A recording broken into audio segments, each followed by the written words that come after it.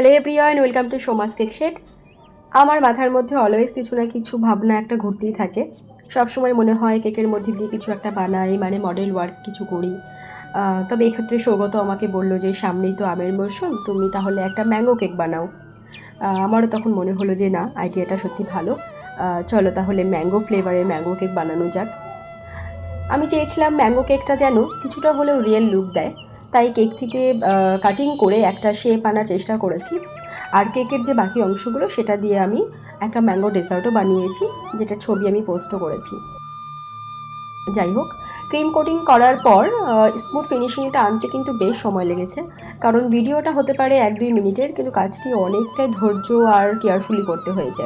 একটা normal round cake finishing আনতে খুব একটা সময় লাগে না, মানে যেটুকুটা সময় লাগার ঠিক সেরকমই সময় লাগে, কিন্তু এই ধরনের থিন কেক বা মডেল ওয়ার্ক করতে গেলে কিন্তু অনেকটা সময় লেগে যায়।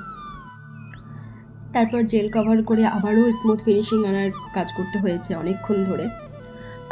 তারপর একটু গ্রিন আর রেড কালার স্প্রে করেছি, যাতে রিয়েল ম্যাঙ্গোর মতো লাগে, মানে রিয়েল ম্যাঙ্গোগুলোতে যেমনটা থাকে আর কি।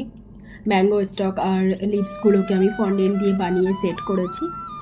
সত্যি বলতে নিজে বানিয়ে নিজের এই কাজটিকে আমার এত ভালো লেগেছে যে আমি সত্যি বলে বোঝাতে পারবো না আমার কতটা ভালো লেগেছে। আর হ্যাঁ, কথায় আছে না চোখের শান্তি, হ্যাঁ সত্যিই তাই, চোখের শান্তি তো বটেই, কারণ কিছু কিছু কাজ দেখে সত্যিই শান্তি লাগে। আমি এই কাজটা যতক্ষণ ধরে করেছি তার থেকে হয়তো বেশি সময় ধরে আমি এর ফটোশ্যুট আর ভিডিও শ্যুটই করেছি, বিভিন্ন অ্যাঙ্গেল থেকে দেখেছি, ভালো লেগেছে বলেই। যাই হোক, কেকটির বিভিন্ন ছবি আর কেক স্লাইসের ছবি আমি শেয়ার করেছি। কেমন লেগেছে সকলের অবশ্যই জানাবেন। Thank you very much, tata.